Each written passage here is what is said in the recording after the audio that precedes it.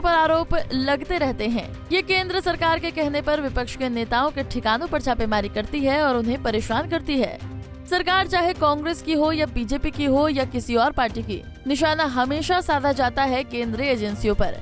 बीते कुछ समय में हमने भारत में देखा कि कैसे ईडी और सीबीआई ने कई विपक्ष के नेताओं के ठिकानों पर छापेमारी की और कई घोटालों का पर्दाफाश हुआ।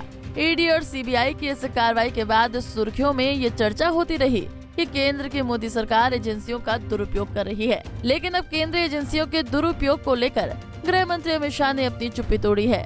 राइजिंग इंडिया सम्मेलन 2023 में गृह मंत्री अमित शाह ने भ्रष्टाचार के खिलाफ लड़ाई को कमजोर करने के लिए कांग्रेस सहित विपक्षी दलों पर निशाना साधा। गृह मंत्री ने कहा, 2024 और 2019 में हमने भ्रष्टाचार के खिलाफ लड़ाई लड़ने का वादा किया था। विपक्ष क्या चाहता है कि जो भ्रष्टाचार करे उस पर मुकदमा न दर्ज हो। एजेंसियों के दुरुपयोग वाले आरोपों को खारिज करते हुए गृह मंत्री अमित शाह ने कहा कि मैं केंद्रीय एजेंसियों के दुरुपयोग का भुक्तभोगी हूँ। हमारे खिलाफ यह भ्रष्टाचार का केस कांग्रेस ने नहीं किया था, एक एनकाउंटर हुआ था। उस समय मैं गुजरात का गृह मंत्री था। सीबीआई ने मुझे अरेस्ट किया था। अगर कांग्रेस की सरकार ने मिटा नहीं दिया होगा तो आज भी सीबीआई के रिकॉर्ड में पड़ा होगा। 90% सवालों में यही था कि काहे को परेशान हो रहे हो, मोदी का नाम ले लो, आपको छोड़ देंगे।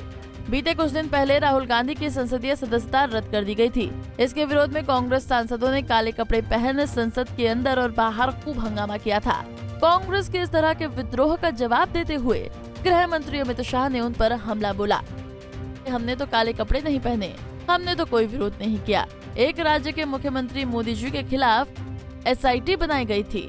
कोई करप्शन का केस नहीं था। दंगों में भूमिका का फर्जी केस किया जिसे अंत में सुप्रीम कोर्ट ने खारिज किया। हमने तो कोई हाय तौबा नहीं मचाई। कभी काले कपड़े पहनकर संसद में हमने जाम नहीं किया। मुझे पकड़कर अरेस्ट किया। 90 दिन में हाई कोर्ट ने मुझे बेल दे दी।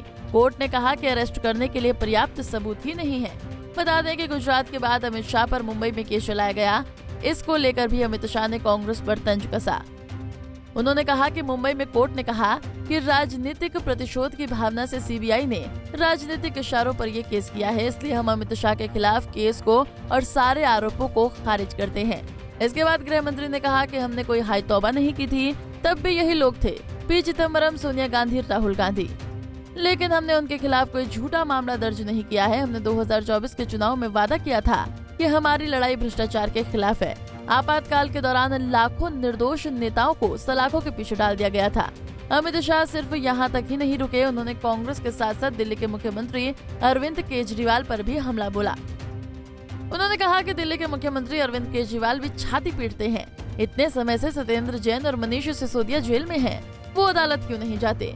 कानूनी मामला है, अगर अदालत में शुदा है और वो निर्दोष हैं तो उन्हें छोड़ दिया जाएगा। गृह मंत्री अमित शाह द्वारा दिए गए जवाबों पर आपके क्या विचार हैं?